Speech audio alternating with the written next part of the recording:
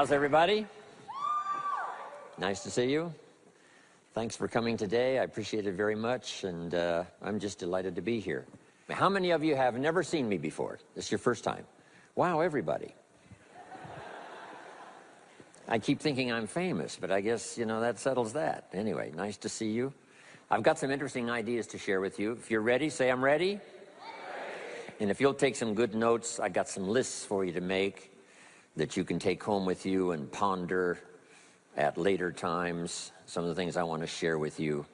I was raised in Southwest Idaho. My parents gave me an incredibly excellent start in my life, which I appreciated very much. But I quit school at age 19, unfortunately. My reasoning was, I'm smart enough to get a job. How much smarter do you need to be? And with that shallow thinking, I quit school, age 19, and got a job, went to work. A little while later, got married, started a little family, and I'm struggling and, you know, trying to do my best. But it seems like each year I'm falling just a little bit further behind. Finally, age 25. The climax of my sort of, you know, weariness with where I was, not doing as well as I thought I should. I hear a knock on my door, and I happen to be home alone. When I opened the door, there was a little Girl Scout about this tall selling Girl Scout cookies. And she gave me the finest sales presentation I've ever heard. Girl Scouts around the world, no better organization. And we've got these cookies, only $2, several flavors. And with a big smile, she very politely asked me to buy. No problem, I wanted to buy. Big problem, I haven't got $2 in my pocket.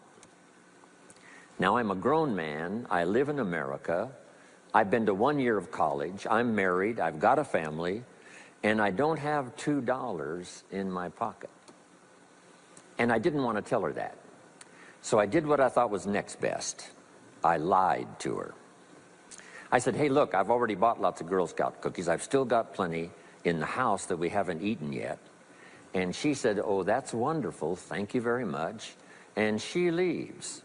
When she leaves, I say to myself, I don't want to live like this anymore. I mean, how low can you get lying to a Girl Scout? I mean, that's about as low as you can go. But I promised myself that day I was going to start my search of finding opportunity, finding somebody who could teach me and coach me on doing much better for myself and for my family and for my future. And shortly after that, I met a most extraordinary man, very wealthy, but a friend of mine said, you've got to meet this man. He's rich, but he's easy to talk to. He's got a unique philosophy of business and life. And the more he told me about this man, the more I said, I've got to meet this guy. And shortly after that, I had a chance to meet him. Sure enough, when I met him, I was impressed. Obviously, he was rich, but he was friendly and easy to talk to. And I said to myself, if I could just get around someone like him, and if he would coach me, I would be willing to learn anything. I'd love to be like him. Well, my good fortune was he invited me to join his company, and over the next 5 years, my dream came true. He coached me and taught me how to turn my life from pennies to fortune. And he's not alive anymore, but I'd like to pay tribute to him one more time, Mr. Earl Schoaf, for the dramatic impact he had on my life, especially during that 5-year period. And so my whole life turned around. I made my fortune by the time I was 32, starting at age 25. And some of the ideas that I want to share with you today came from that 5-year experience. Then from there, I got into lecturing and giving seminars, and I've written a few books. And my career now spans about 41 years. But I'll never forget the impact this gentleman had on my life with a few simple concepts that totally changed my life, changed my future, and changed everything. Jim Rohn's view of the 21st century. Here's number one, unprecedented opportunity. We not only have begun a new century, century 21, it's a new millennium. A millennium is a 1,000-year period. We've had 6 so far. This is the beginning of the 7th millennium, and some scholars tell us that this could very well be an extraordinary time for the human race, this 7th millennium. And there's probably a lot of good reason that that is probably true. Unprecedented opportunity. We've now got the technology. We pick up a telephone now and talk to somebody on the other side of the world. Transportation now is so easy. I get on an airplane in Los Angeles, and 13 hours later, I'm in Tokyo. 5 meals, 3 movies, and you're there. I mean, you know, it's a simple deal. Anyway, we've got technology, we've got transportation, we've got all the rest, right? So this is going to be a time of unprecedented opportunity in every field you can imagine, every industry, every country. It's going to be the greatest period of opportunity time in the history of the human race, the 21st century, especially these opening years of the 21st century. So that's number one, unprecedented opportunity. Now here's the second note to take. Now also keen competition, because we now play the world game. And it's not just competition across the street and company to company and, you know, division to division and, you know, company to company. Now it's worldwide competition.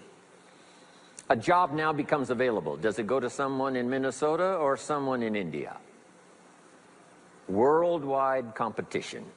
So now you've got to be ready to cash in on the opportunity, but you've also got to be ready for the competition. So I've got some interesting ideas on how to be prepared for both opportunity and competition in these opening years of the 21st century. Here's some of my best advice. Number one, you've got to have more than one skill. It's okay to have one skill, but I'm telling you, if you want economic safety for the future, especially this century, my personal opinion, you need more than one skill. We've seen people, right, the last 15, 20 years that only had one skill, worked for this company for a long time. The division the guy worked for got chopped, eliminated. Now he loses his job. Now he tells us he's in economic distress. Why would that be? Simple answer. He only had one skill. So for economic safety for the future, my personal advice, you gotta have more than one skill. In fact, it led me to my first fortune, and that was learning more than one skill. I started learning these extra skills in Idaho, where I grew up. I knew how to milk cows, but it didn't pay very well. Then someone gave me this incredible advice. If you want to lay the foundation for a future fortune, you've got to learn more than one skill. And I started that process age 25. Here's the first one, and I started part-time, a little sales job that I got. A product that I believed in, learned how to present it well enough for somebody to say yes, gave excellent service so that that would lead to multiple sales, and this little extra part-time job in sales absolutely started multiplying my income.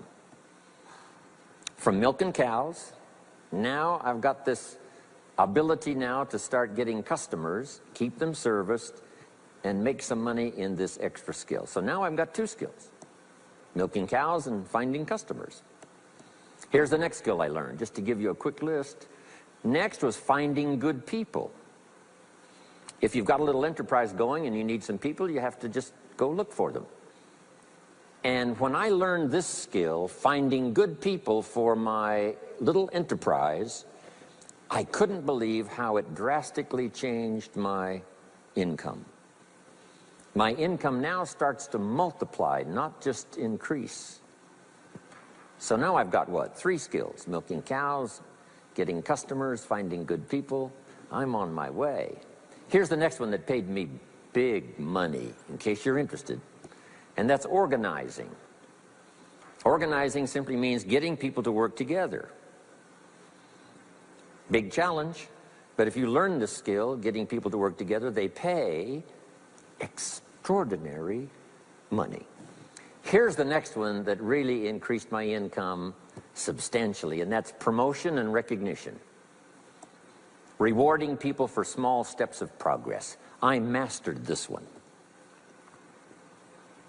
And here's the philosophy behind it.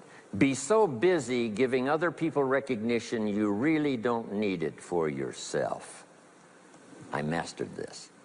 Guess what it pays? Big money. Let me just give you one more, and it's in 3 parts. And that's communication. Learning to affect other people with your language. Of all the things not to be lazy about, it's language, because words can work miracles. And communication I found in 3 parts. Here's number 1, training, showing somebody how the job works. Showing somebody how the business works. We call that training. I got good at that, paid big money. Here was the next one, teaching. Teaching people how life works. Teaching people how to set goals. Teaching how to become a leader, manager, entrepreneur. Stepping up to the higher opportunity and better challenge. This one paid me extraordinary money. But this one paid the best. Learning to inspire. Helping people to see themselves better than they are. So I've got how many skills, right? A big long list. So safety, economic safety for the future, especially the opening years of the 21st century. Learn more than one skill. Here's number 2. It would be good to learn more than one language. Some of my business colleagues who speak 3 or 4 languages earn $3-4 million a year. One of my friends, Leon Weisbein from Russia, I remember when he was making $3 million a year, he spoke 3 languages. Here's what he said: I think I'll learn another language, make another $1 million. Those extra languages are so valuable. When I travel the world, I got to find somebody that knows more than one language, or I'm in deep trouble. If you think the time has passed you by to learn that 2nd, 3rd language, make this note. You heard it from Jim Rohn. Give it as a gift to your children. The 2nd language. Maybe that'll inspire them to learn the 3rd language, and then no telling where it might go from there. I asked a school teacher one time, how many languages can a child learn? Here's what she said: as many as you will teach them. They don't lack capacity, they don't lack intelligence, they certainly don't lack curiosity. They only lack a teacher. So you got my good advice now? More than one skill, more than one language. Here's the rest. Learn the simple economic formula that works for everybody, and I can give it to you in just a couple of sentences. A simple economic formula. Kids can understand it. Anybody can understand it. Anybody that wants to get paid. Here's the language for your notes. We get paid for bringing value to the marketplace. That's as simple as you can put economics. Anybody that wants to get paid. You get paid for bringing value to the marketplace. The marketplace is the people. Now, the value we bring is one part of it, a product or a service, but here's the other part, the value you become. So just off to the side, put the value is 2 parts. The value you bring, like a product. If you manufactured it, you might keep improving the product. If someone else manufactured it and you're out selling it, they probably keep improving the product. But this is the one you have to work on yourself. The value you become, like an entrepreneur, a leader, a teacher, supervisor, manager. What you become also pays much more than what you bring. Once I understood that, then here's what my mentor said. Go to work on yourself harder than you work on your job. If you work hard on your job, you can make a living. Then he said, if you work hard on yourself, you could make a fortune. So I worked hard on my job and made a living, but I learned, starting with those extra hours per week, learning these extra skills, I started working on myself. And here's a philosophical phrase everybody should take home. Here it is. Success is something you attract by becoming an attractive person. Success is not something you pursue. It's what you attract by becoming attractive. By becoming attractive to the marketplace. What would do that? Multiple skills, multiple languages, and then some of the things I'm going to talk about the rest of the seminar. So, now what else would help you to be attractive to the marketplace besides more than one skill and more than one languages? I've divided it into five simple, basic fundamentals of ideas to ponder and think about that will increase your value to the marketplace. Could perhaps, like it did for me, multiply your income by 2, and then multiply it by 3, and then multiply your income by 4, and then by 5. And once you get there, it's not that difficult to multiply it by 10, because all you have to do is make sure you become more valuable and more valuable and more valuable. You don't have to work on the economy, because here's the first note. Each person's income is determined primarily by their philosophy, not by the economy. Once I understood that, then I said, well, I don't have to go to work on the economy. And the answer was no. You only have to go to work on yourself to make yourself more valuable. So now here's 5 things I want to share with you. And the first one is your personal philosophy. What could get you more prepared and ready for cashing in on the opportunity of the 21st century? And here's the first one, personal philosophy. Your personal philosophy is like a guidance system that helps you make decisions what to do, what not to do. From the information you get and what you learn and what you know, we decide. Maybe your philosophy would have been 5 years ago never to attend seminars like this. You just didn't go. Now 5 years later, here you are.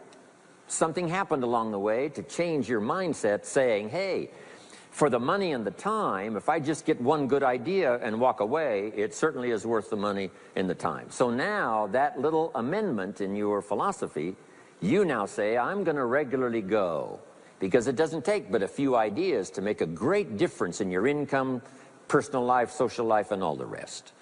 So now you know that's valuable. A change of mind, a change of idea. So that's what personal philosophy is all about. The more we learn, the more we know, the better we're able to make better decisions about 2 major things. Your philosophical guidance system does 2 things. For your notes, number 1, helps you to see the dangers on one side, so you can avoid those. But here's what else your guidance system does. Personal philosophy helps you to see the opportunities on the other side, so that you can expand those, maximize those. And here's what that's called. The game of life is to minimize the dangers and maximize the opportunities. And the more we know and the more we learn, the more experience we gather in sessions like this, from the sermon on Sunday morning to the books we read and all the rest, helps us to keep continually adjusting our philosophical guidance system so that we minimize more dangers, maximize more opportunities. That's really the game of life. I couldn't put it much more simply. So number 1, we're affected by what we know. Now, how do we know more things and learn more things that'll help us readjust our thinking so we can avoid the dangers, maximize the opportunities? Here's number 1, learn from personal experience. One way to learn to do something right is what? First do it wrong, right? Mess up, and then you say, wow, that was costly. I'm never going to do that again. So one way to learn to do it right, first do it wrong. Sometimes a negative experience turns out finally to be positive. They say if you survive your first heart attack, you may now live to be a very old person. Why is that? Well, that first heart attack, if you survived it, is called a wake-up call. And maybe the doctor said, one more of these and you're history. And you said, wow. And you make it for the health food store. And you start reading every book you can find on good nutrition, how to avoid another one of these heart attacks, and you start jogging and start walking and doing all of the stuff, and this total change of lifestyle could now save your life and cause you to live to be a very old person. Here's what my mentor said, that's some of the best advice I ever got.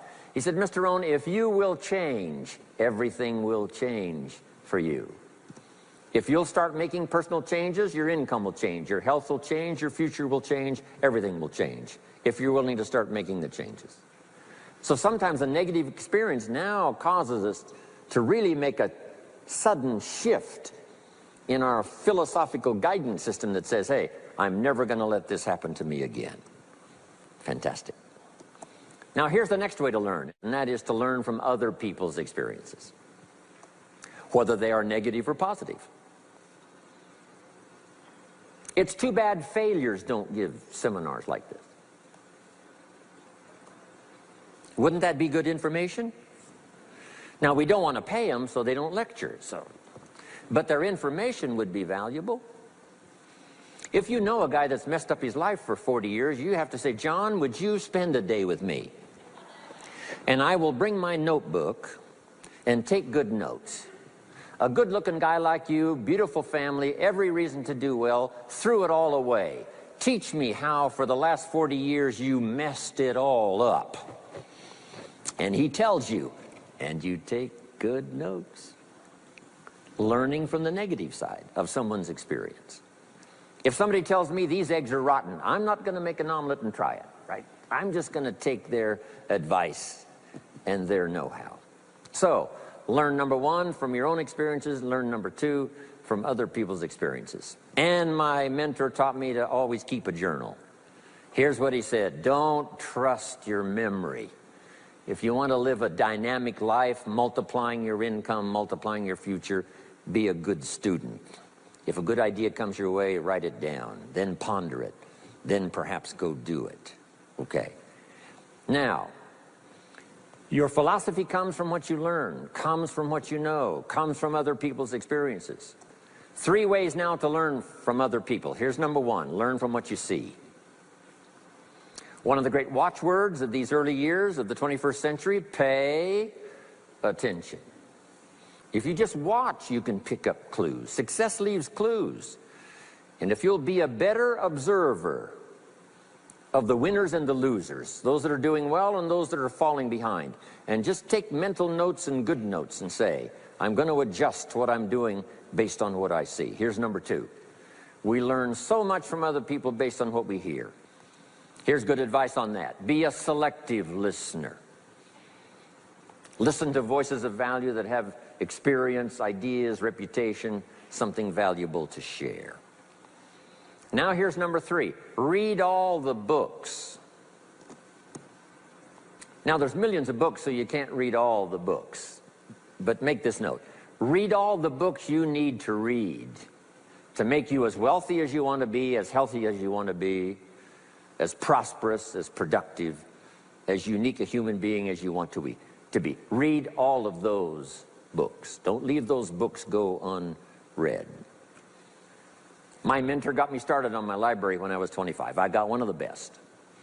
If you saw my library, you would be impressed. I haven't read everything in it, but I feel smarter just walking in it, right? My library. I was smart enough to buy it all. Now I got to be smart enough to read it all. Now jot this down. When you do read, you have to sort through what you read and decide which is valuable to try. That's part of the process of learning. Gathering information and sorting through it. One, the information that would apply to you, and what you think would be valuable based on your current philosophical opinion.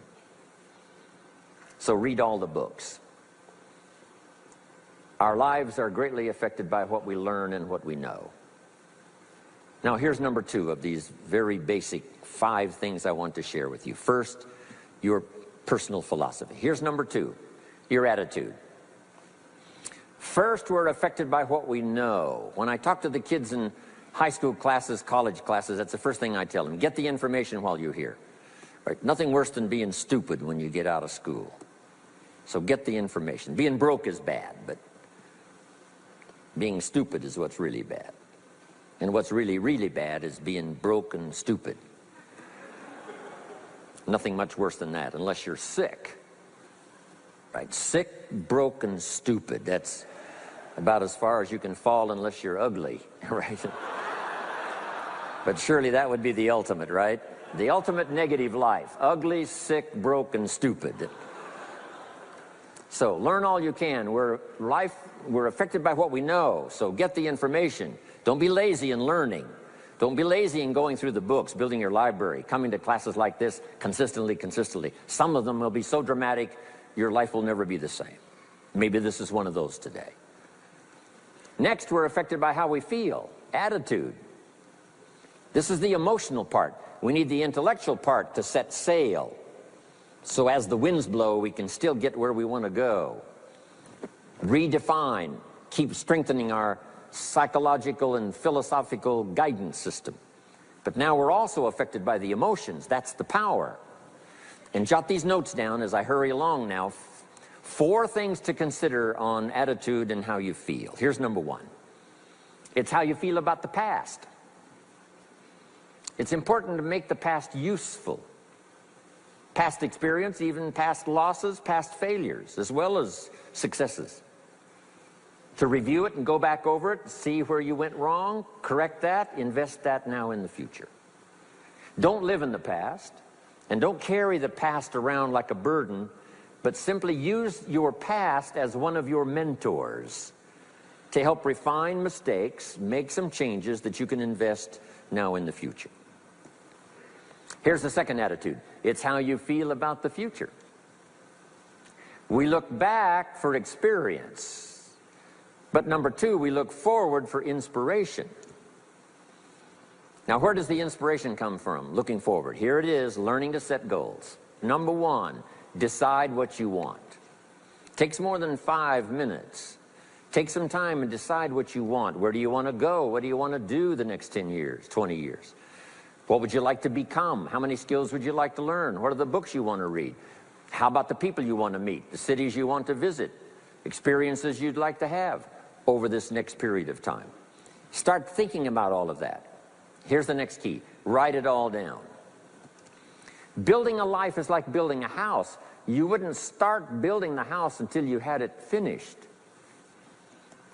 Wouldn't you look foolish starting to build the house if it wasn't finished first? What if you were laying bricks and somebody came by and said, "What are you building here?" And you said, "I have no idea." See, they would take you away to a safe place. So building a life is a lot more important than building a house. And yet people treat it so carelessly and so casually about planning and making plans for what they want their life to work out to be. So I'm asking you not to be casual anymore. Start designing the future for yourself, for your family, for your business, for your future. Okay, decide what you want. Okay, so from the past we get experience, from the future we get excitement, inspiration by setting goals. Now here's the next advice. Put everything on your list of goals. Little things, insignificant to someone else but important to you. A goal list is important. You don't have to publish it in the local newspaper. My Japanese friend, Toro Ikeda, San Jose, California, put on his first list, a Caucasian gardener. I said, go Toro. Back then everybody had a Japanese gardener. He said, no, I'm Japanese. I want a Caucasian gardener. I like that. So set goals. Set the goals that'll turn you on, goals that'll get you excited. Put everything on your list. Now, here's the next attitude. It's very important how you feel about everybody. If you want to be a leader extraordinaire, here's what you learn. Each of us need all of us. One person doesn't make an economy. One person doesn't make a symphony orchestra. It takes all of us for each of us to be successful. Each of us need all of us, and all of us need each of us. Each gift is important as we bring it to the table, as we bring it to the country, as we bring it to the community. Learn to appreciate that. Each of us need all of us. Now here's the last one on attitude. It's how you feel about yourself.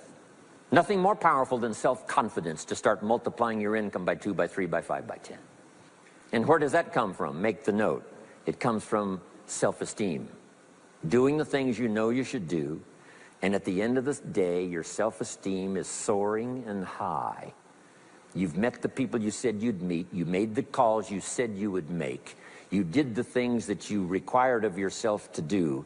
And at the end of the day, you feel great about yourself. That is one of the greatest motivating factors for the future, self-esteem, feeling good about yourself. Now let me give you the miracle piece of this formula. If you're ready, say, I'm ready. Here it is. Number 3 is activity. We're affected by what we do. Now we've gotten to the formula of how to turn ideas into reality, how to turn imagination into substance. It's called number 3, activity. So add these notes to it now. Activity is the work. Activity is the labor. You might add labor pains.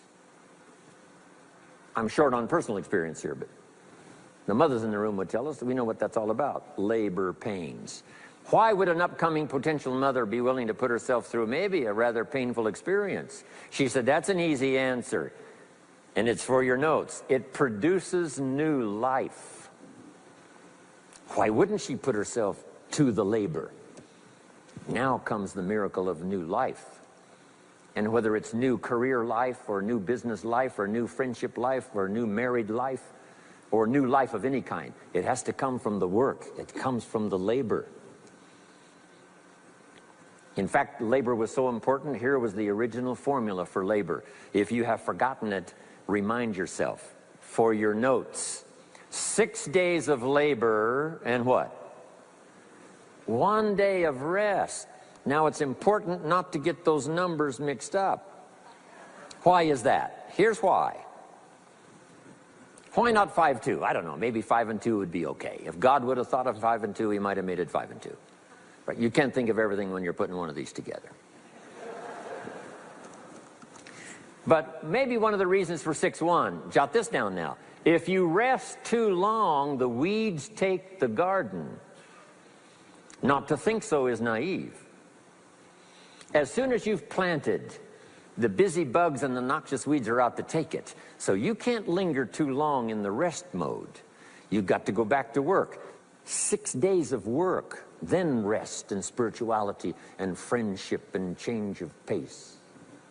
And then go back over the last 6 days. What did I do? What did I miss? Who did I miss? What happened? So that I can invest those corrections in the next 6 days of higher productivity. Have you got that now? 6 days of work, 1 day of rest. Don't get the numbers mixed up. Activity. Now, activity finishes the miracle. Good question for your notes. How did this convention center get here? Let me give you the steps. Number 1, somebody saw it while the property was vacant. You say, well, how could you see a convention center if it isn't here? It's the only way it will be here. And somebody has to see it so clearly they can draw a picture of it, saying, this is the convention center. You say, no, it isn't there. They say, yes, this is the convention center. The artist's rendering shows you a picture of what isn't there. That's the beginning of imagination. So to turn nothing into something, here's what you do. Imagine the possibilities. That's why we recommend testimonials for someone to say, hey, I started with pennies and I made a fortune. And when they finish, sometimes they say something like this, if I can do it, what? You can do it. And we start imagining the possibilities. Here's number 2, have faith to believe that some of them are possible for you. And both imagination and faith are powerful forces, but we still don't have a hotel. We still don't have a house. Even though those are powerful forces, it is the beginning. Now, imagination and faith must be deposited in activity or it is wasted. But the finishing touch of the miracle process is now, go to work. Go to work and build a better career. Go to work and build good health. You can't have good health without the work. When did we start hearing that phrase? No pain, what? no gain. You got to do the work. You can read all the books until you're wise. You can have faith and believe until it is extraordinary. But now you must go to work. And if you'll learn to appreciate the work that produces the miracle of good health, the miracle of a career, the miracle of a relationship, the miracle of a fortune. Only humans now can do this. The birds of the field can't do it. No other life form can imagine and create something from nothing. Have faith and then build it and make it real. Only humans. It's an extraordinary gift. Depends on how often you use it. So number one of the ideas I wanted to share with you to make this an extraordinary opening year century for you is philosophy. We're affected by what we know. Second is attitude. We're affected by how we feel. Third is activity. We're affected by what we do. Now here's the final two pieces. Number four, learn to measure progress. Once you've set up a project now, you want to turn nothing into something. Now you must measure your progress. How are you doing? Here's how we teach it to our children. Life expects us to make measurable progress in reasonable time. Measurable progress in reasonable time. That is the game of life. So part of it is not just to set up the proposed project, but as we start working on it, we start measuring how we're doing. Now first, what is reasonable time? You can't ask someone every 5 minutes, how are you doing now? See, that's too soon. Guy says, I haven't left the building yet. Give me a break. Now, we can't wait 5 years. That's too long. So there's reasonable time. So make this note now. What is reasonable time? One, at the end of the day. A conversation a father should have with his daughter today, because the magic is there. If he waits till tomorrow, the magic may be gone. Today. Next is a week. Make that note. Usually, we get paid by the week. Somebody adds up our value to the marketplace, out comes the check. The next week, somebody adds up our value to the marketplace, out comes the check. What I learned to do is to change my value to the marketplace so the check kept getting bigger and bigger and bigger. I didn't have to change the economy, I only had to change myself. Measure your own progress. Success is a numbers game. We demanded of our children, how many years do you want your child to spend in 4th grade? Approximately. About 1 year, right? You say, well, if they're nice kids, would you give them 3 or 4 years? You say, no. This is not a nice game. This is getting ready for the future. This is getting ready for the challenges and the opportunities. You can't linger in 1 grade more than 1 year. Now make this note. The same should go for us as adults. Don't linger more than 1 year in 1 grade of learning. Adult, management, entrepreneurship, leaderships of all kind. Keep up the pace of learning. Okay. The numbers. Measure. Count. Now here's the key. Face the truth. If you're only making this much progress, you know, there's no use trying to kid the world, no use trying to kid anybody else, and especially don't kid yourself. If in a period of time you've only made so much progress, you just got to swallow hard and say, this is the truth. I've got to face it. Now, what could I do to start increasing my progress and make my health better, make my income better, make my investments better, make my value to the marketplace much better, get busy learning the 2nd skill and the 3rd skill and the next language and the next language to increase my value. I got to get busy and do that. See if you will do that. I promise you, one of the greatest motivating factors in the world is progress. And if you'll measure it, you'll get excited. Now here's number 5 of the 5 major things I wanted to share with you to make these opening years of the 21st century really pay off for you. And here's the word, lifestyle. Learning to live well, because the ultimate essence of life is not a Ferrari. The ultimate essence is not a home. The ultimate essence is not a bank account. It's not $1 million.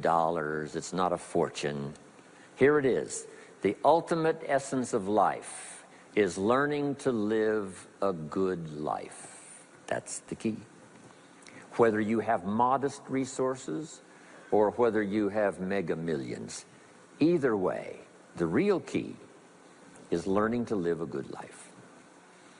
And so in my closing 5 minutes, let me give you what I think is a good list. Now, this is the short list. In other presentations, I cover a longer list, but this is called Jim Rohn's short list for living the good life. Here it is. Number 1, productivity. You really won't be that happy if you don't produce. And here's the next bit of advice on that. Produce to the max if you possibly can. To produce a little is okay. To produce enough is okay. To produce some to get by is all right. But why not try productivity to the max? Andrew Carnegie, who built the steel industry back in the 30s, here's what Andrew said. I'm going to spend the first half of my life accumulating money. I'm going to spend the last half of my life giving it all away. He got so inspired by that goal that the first half of his life he accumulated $400 million, which back in the 30s was a lot of money. A mega fortune. Guess what he did the last half of his life? He gave it all away. I got a good question for you as we close. Here's the question. What's got you turned on? What's got you up early? What's got you eager to face the day? What's got you inspired to learn the extra skill, put in the extra time, go the extra mile, learn how to work with people, guarantee your future? Good question. Here's number 2, good friends. You got to have good friends. The best support system in the world is good friends. Collect and nourish those as priceless. Good friends are those wonderful people who know all about you and still like you. Those are good friends. Here's number 3, your heritage. What's made America so unique among all the nations of the world and the greatest experiment in the history of the world? And that is the depository of gifts that have come to America over the last 300 or 400 years. The heritage from all walks of life, all over the world. Now, the key to keeping America vital and powerful and unique for generations to come is to keep alive these heritages. The music, the dance, the costume, the customs, the literature, the poetry, and all the rest combined together, making us an extraordinary, unusual nation among nations. Keep your heritage alive. Here's number 4, your spirituality. Whatever you believe in terms of spirituality, that's important. And I've got 3 words for you to consider. Here they are. Study, practice, and teach. Whatever you believe in terms of spirituality, study, practice, and teach. Don't leave your spirituality unstudied, don't leave it unpracticed, and don't leave it untaught. It's one of the major components of a good life.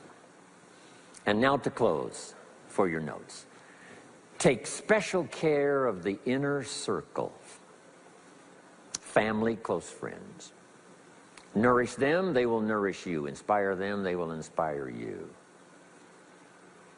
And take care of the details, the little things that makes it special for family and friends.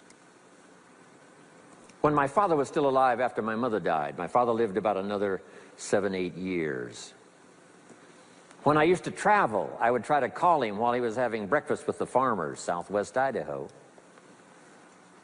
Make a special day. If I'm in Israel, I got to get up in the middle of the night, but I call in the middle of the night, Papa, I'm in Israel. And they would bring him the phone in this little cafe called the Decoy Inn. And Papa would say, Israel, son, how are things in Israel? And he'd talk real loud so everybody could hear, right? Say, Papa, they gave me a reception last night on the rooftop overlooking the Mediterranean. He'd say, overlooking the Mediterranean. Now he's got a story to tell for the rest of the day. My son called me this morning while I was having breakfast with the farmers. I know he had to get up in the middle of the night. Special days. One more scene. I thought about my father walking down the lane on the farm to the mailbox, opening it up. And this is for your notes. Make sure the mailbox is not empty. My father lived to be 93. What kind of an experience would that be for a day? Age 93, open the mailbox and it's empty. Even if it's just a postcard, make sure the mailbox is not empty. The details, the inner circle.